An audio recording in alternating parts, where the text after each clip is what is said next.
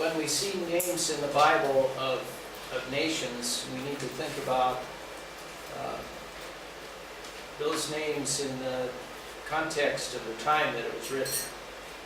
И когда мы видим имена наций в Библии, то нам нужно понимать, что эти имена именно в контексте времен, когда это было записано.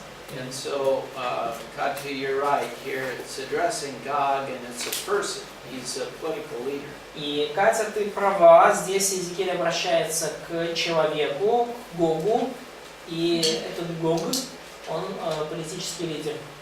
And he says of the land of Magog. И говорится о Гоге, который в земле Магога. And so Magog was identified as this area up here between the Black Sea and the Caspian Sea. И Магогом называлась вот эта территория сверху между Черным и Средиземным и Каспийским морем.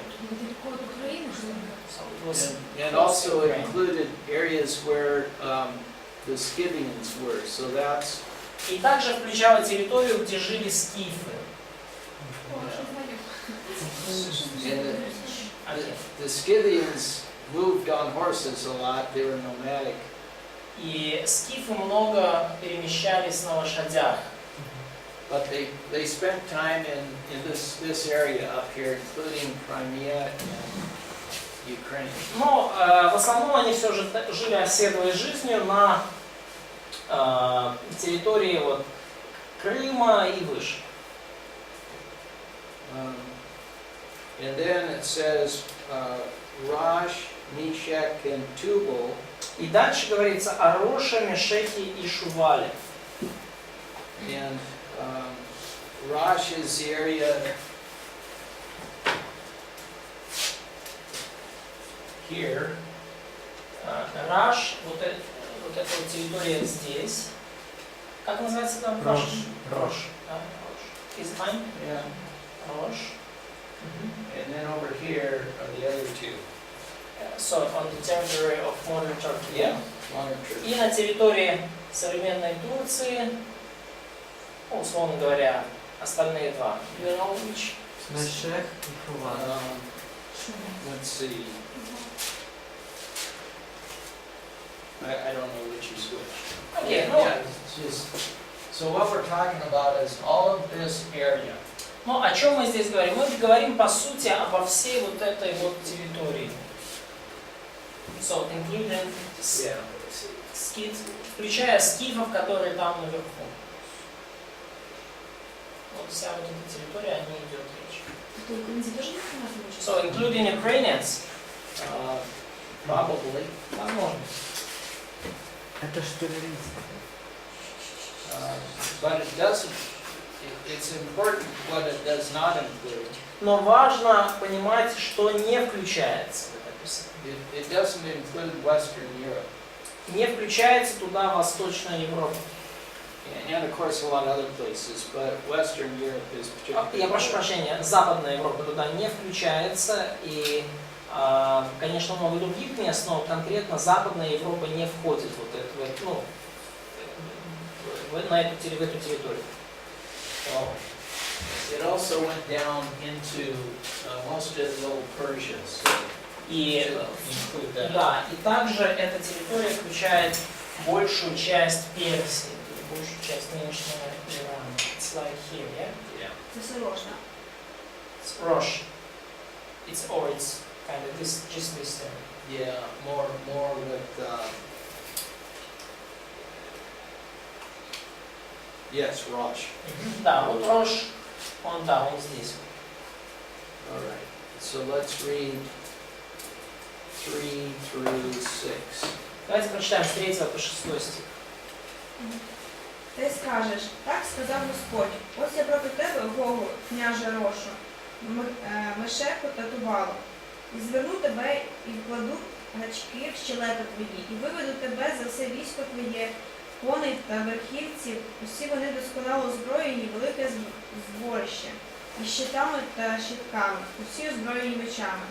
Парас, куш і пут із ними, усі вони із щитом та з шолом. Гомери всі орди його, дім тугами кінці півночі та всі відділи його, численні народи з тобою. Okay.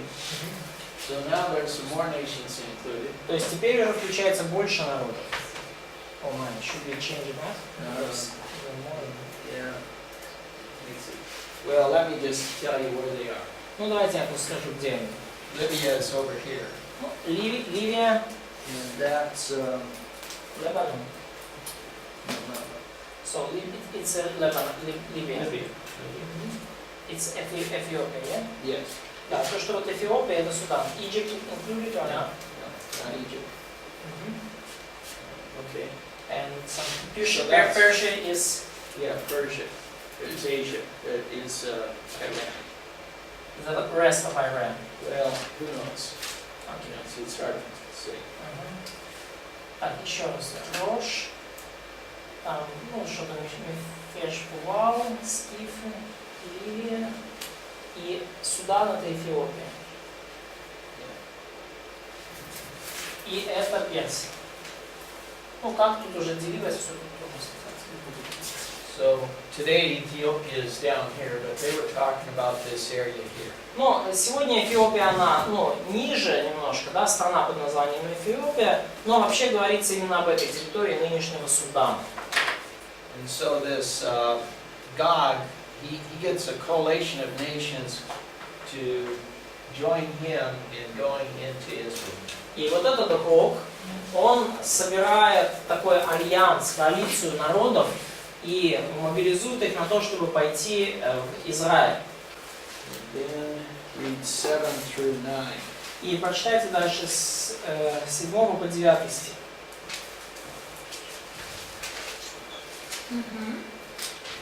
Готовьтесь и сражайтесь, ты и все полчища твои, собравшиеся к тебе, и будь им вождем. После многих дней ты понадобишься. В последние годы ты придешь в землю, избавленную от меча, собранную из многих народов, на горы Израилевы, которые были в постоянном запустении. Но теперь жители ее будут возвращены из народов, и все они будут жить безопасно. И 9. И поднимешься, как буря, пойдешь, как туча, чтобы покрыть землю, ты и все полчища твои, и многие народы с тобой. Okay. And so the passage that was just read says where they are going. И отрывок, который мы только что прочитали, говорит о том, куда они пойдут. So verses 1 through 6 said who was going, Стихи с 1 по 6 говорят, кто пойдет, and now where are they going? и теперь уже нам говорится с 7 по 9, куда они пойдут. И когда? And even when they are going. Ну, 7 стих. Yes, Verse latter 7. days. 7-8. 7 and 8. 7 and 8. Yeah. So we read here that there have been many people that have come into Israel from many nations. И мы видим, что здесь многие народы придут, да, и из многих наций они пойдут на Израиль. And it says that they're living securely. И сказано, что Израиль будет... So, a lot of people will come. Стоп, я прошу прощения. Многие народы соберутся в Израиле, и они будут жить безопасно. So, a lot of They people have come. will live in Israel, they will come, and they will live safe. Yes, yes. Да, то есть в Израиле соберутся к тому моменту многие народы, они туда придут, и они там будут жить безопасно. So would that describe today? Что описывается ли этими словами сегодняшний день?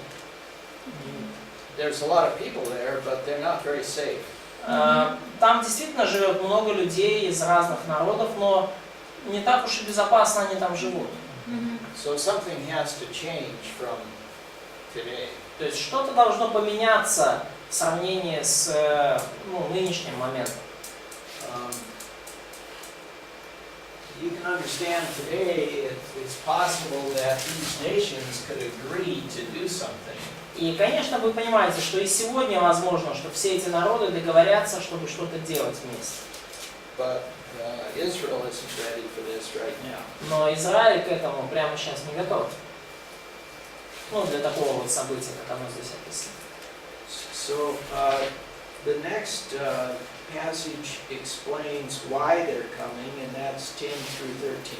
И следующий отрывок объясняет, почему они туда идут, и это стихи с 10 по 13.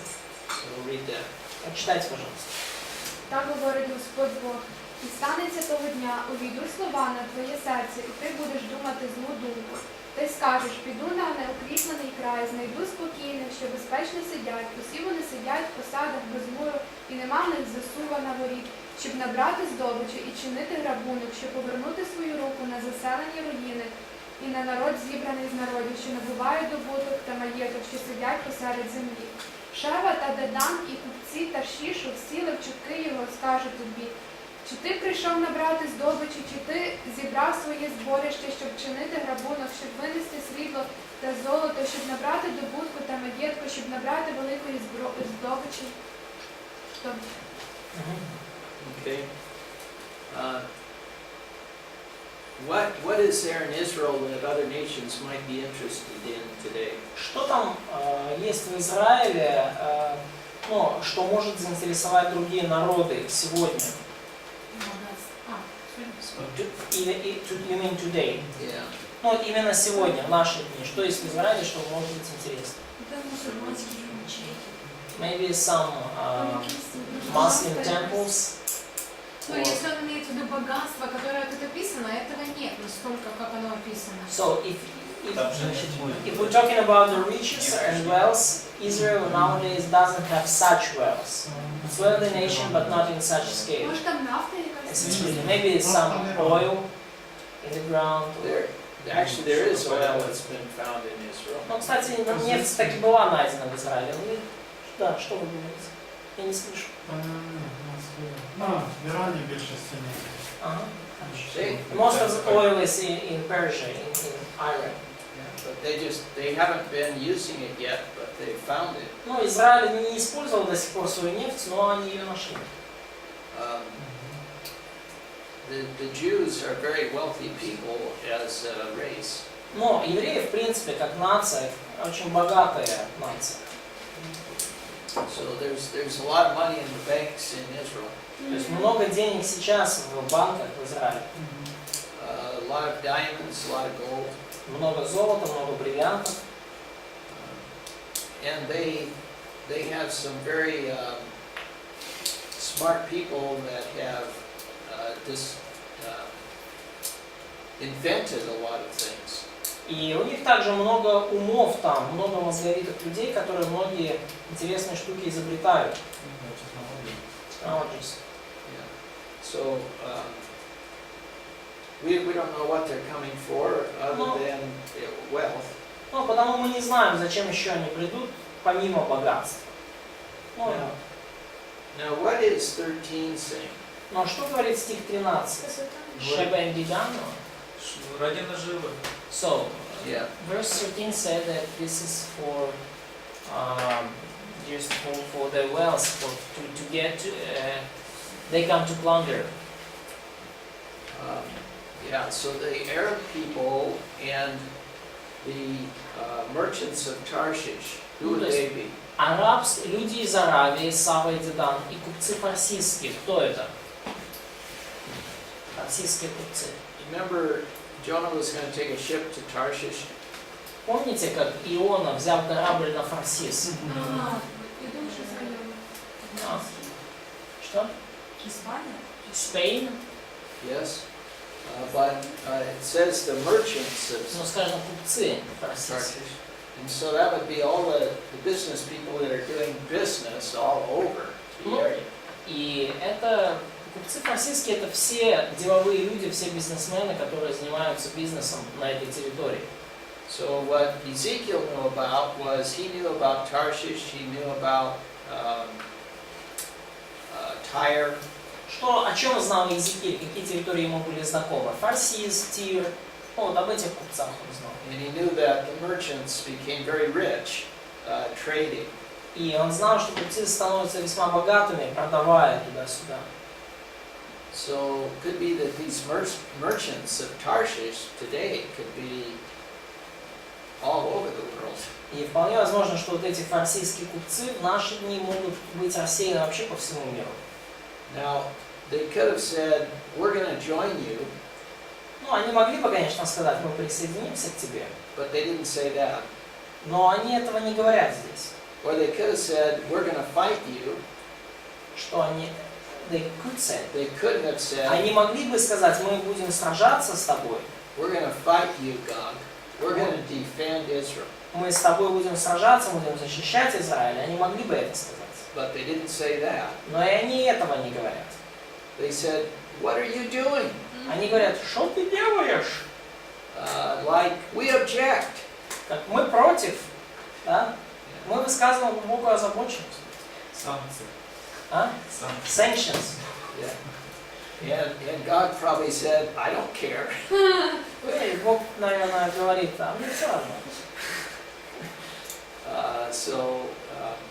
Sometimes we see this today, nations object to something. То есть мы это видим в наши дни, когда нации высказывают свою озабоченность против чего-то, то есть они высказываются против чего-то. So when Putin came into Crimea, the United States said, we object. Когда Путин пришел в Крым и оттяпал его, Соединенные Штаты сказали, мы против этого. And first Putin said, it's not me. И потом Путин сказал, вначале сказал, не я. But he doesn't care what the United States thinks.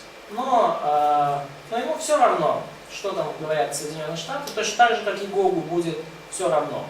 Okay, so now the next section is why are they doing this from God's viewpoint? И следующий раздел о том, почему они это делают с божественной точки зрения уже взгляда. So read 14 through 16. Читайте с 14 по 16 стих.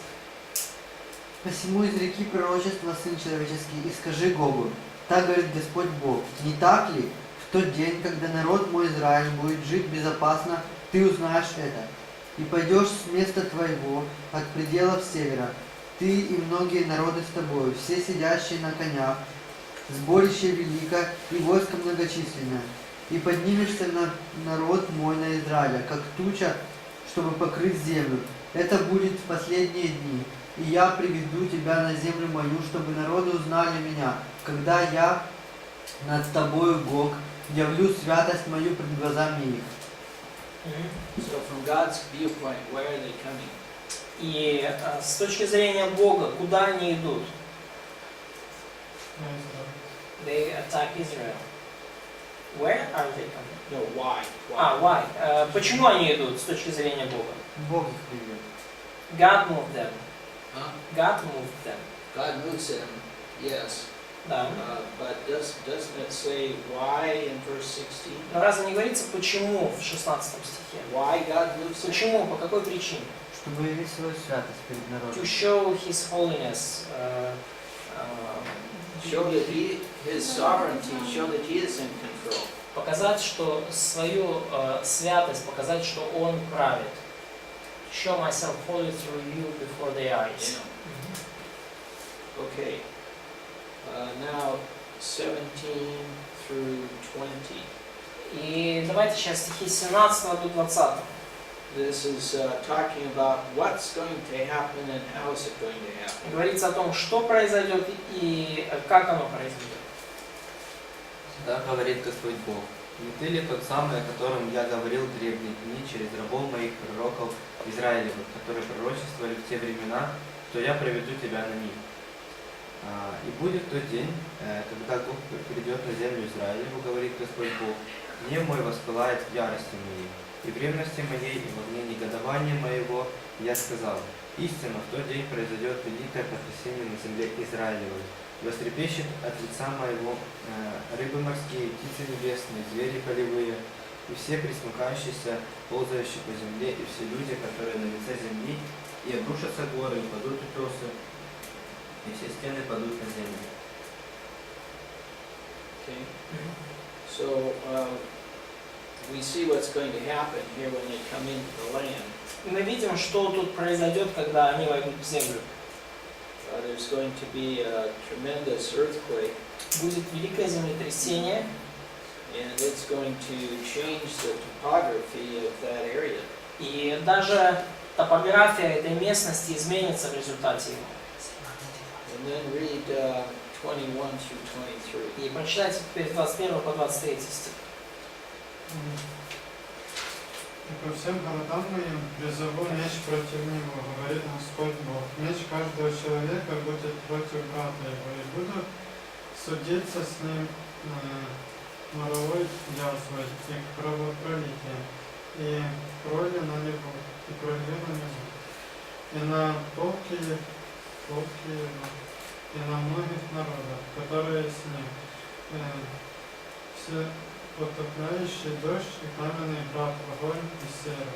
И покажу мое величие и святость мою, и явлю себя пред глазами многих народов, и узнают, что я Господь. How many times is I listed in that passage? Сколько раз в этом отрывке говорится «я»?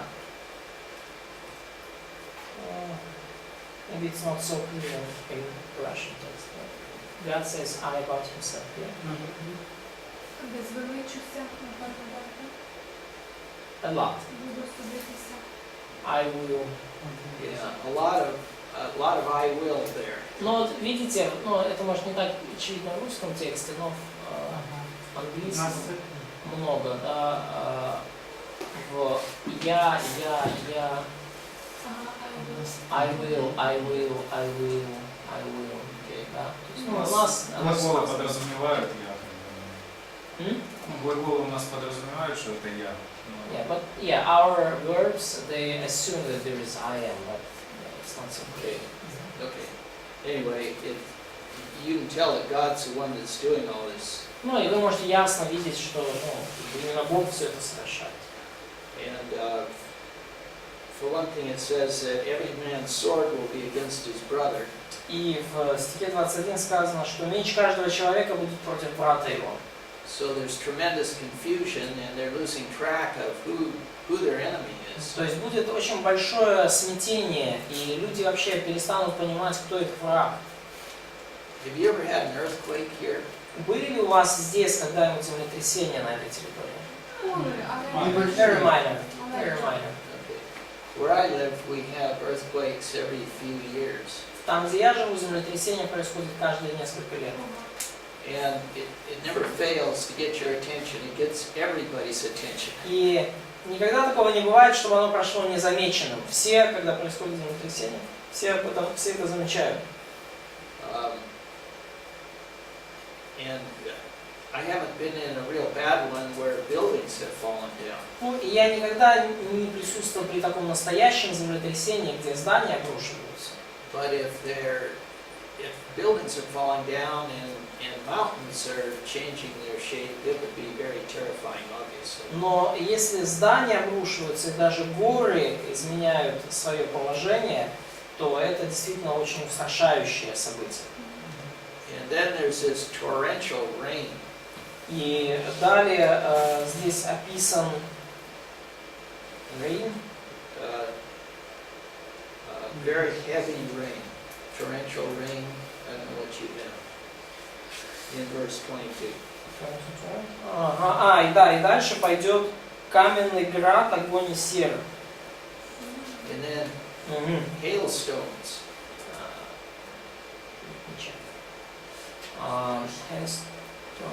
Да, значит, всепотопляющий дождь, каменный град будет.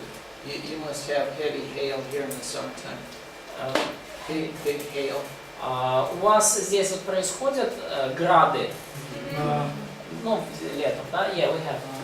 People can be killed, animals can be killed. То есть животные могут погибать от такого града, люди могут погибать. And then it says fire and brimstone. И дальше говорится огонь и сера. So brimstone is burning sulfur. Ну, сера это горящий сульфат. Sulfur. Пушная спичка. Да. So, Ну, сера горящая. when volcanoes erupt, there's usually a lot of sulfur that comes out. Да, ну когда мы это в принципе одним словом называем просто. Когда вулканы горят, много серы выходит из них, да? So it could be that with the earth moving so much that there's volcanic eruptions in this area. И вполне возможно, что на этой территории из-за всех этих землетрясений произойдут извержения вулканов. Or God just sends this down. Или Господь просто с неба эту серу приведет. So it would be like Sodom and Gomorrah in some cases. Yeah. Да, будет похоже как на Содом и Гоморру в некоторых отношениях. Okay. So there's a tremendous end to this army. И потому эта армия переживет очень такой серьезное, ну то есть это окончание, да, эта армия закончит очень плохо и очень серьезно. Now let's read in 39, И давайте прочитаем 39 главу 1 through 8. с 1 по 8 стих. Ты же, сын человеческий, изреки пророчество на Бога и скажи: так говорит Господь Бог, вот я на тебя, Гог, князь Роша, Мешеха и Хувала, и поверну тебя, и поведу тебя, и выведу тебя от краев севера, и приведу тебя на горы Израиля. И выбью лук твой из левой руки твоей, и выброшу стрелы твои из правой руки твоей.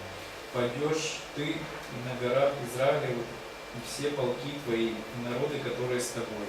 Отдам тебя на съедение всякого рода хищным птицам и зверям. На открытом поле пойдешь, ибо я сказал, это говорит Господь Бог. И пошлю огонь на землю Магог, и на жителей островов, живущих беспечно, и узнают, что я Господь. И явлю святое имя мое среди народа моего Израиля, и не дам впредь бесславить святого имени моего. И узнают народы, что я Господь, святой в Израиле. И вот это придет и сбудется, говорит Господь Бог, это тот день, о котором я сказал. If you look at verse 6, it says that not only is there fire there that comes down on them, but also fire comes down on their home. Но и мы видим из 6 стиха, что пойдет огонь не только на, там, где куда они пойдут войной, да, но пойдет огонь на землю, там, где их дом, на землю Магог. Okay. Now 9 through 10. И давайте сейчас прочитаем стихи с 9 по 10. А можно вопрос? Question. Okay. А туда пойдет огонь, это потому что они как бы поддерживают, да, эту армию? So the fire will come down because the citizens in this area support this army. Yes, да.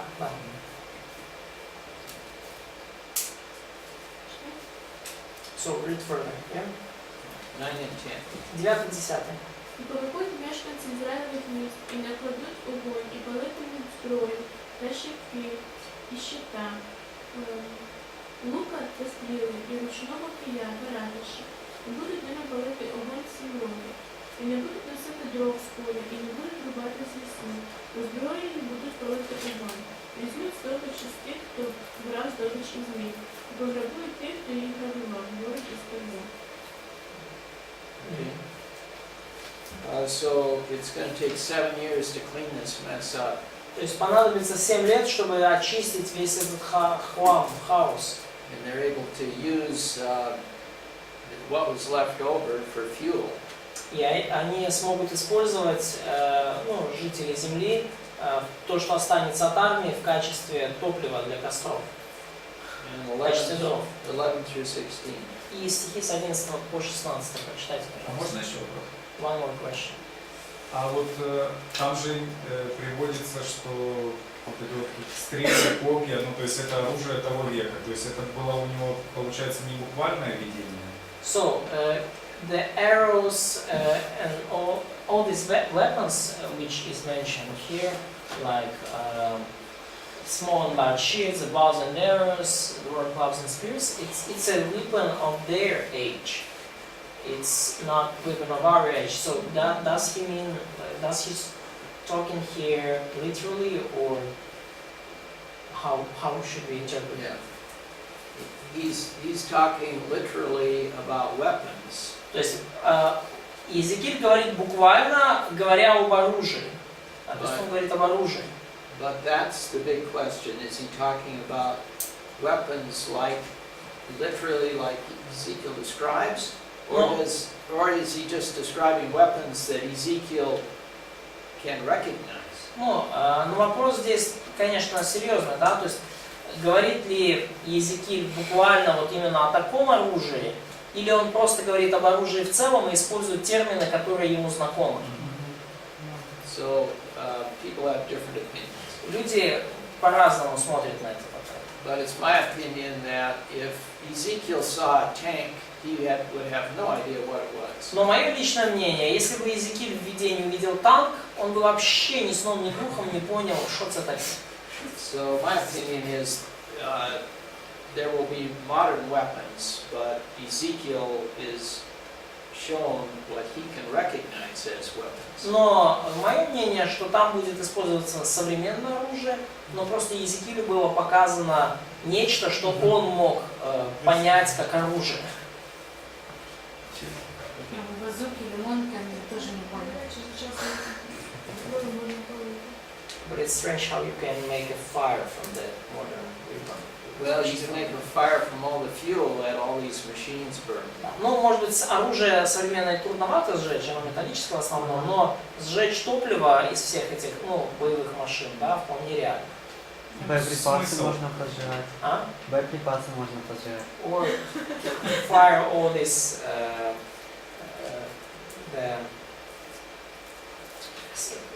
all the shotguns or bombs they use, to make a Салютик такой сегодня.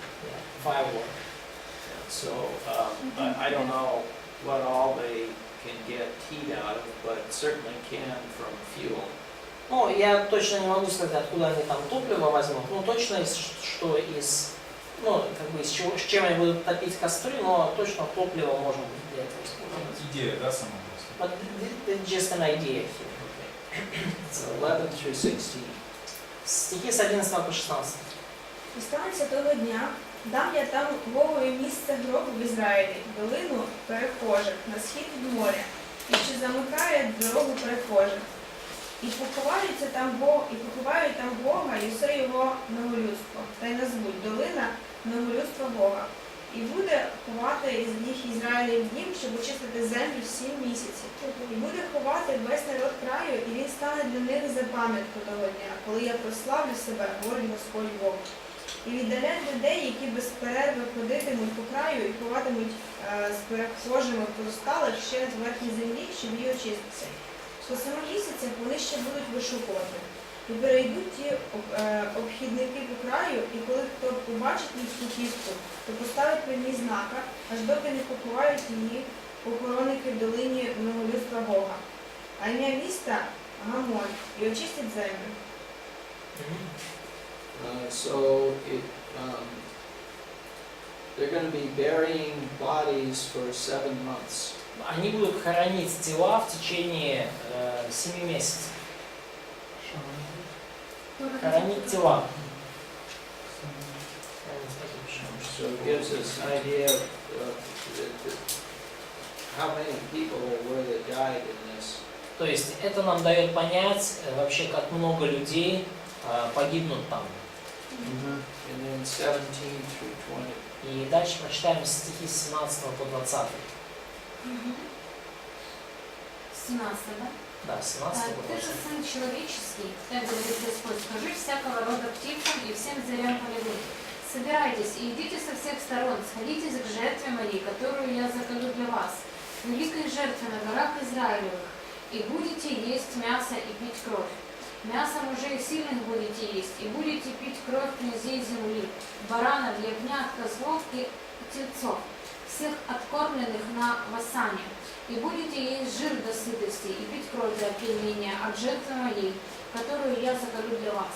И насытитесь за столом моим, конями и всадниками, мужами сильными, всякими людьми военными, говорит Господь Бог.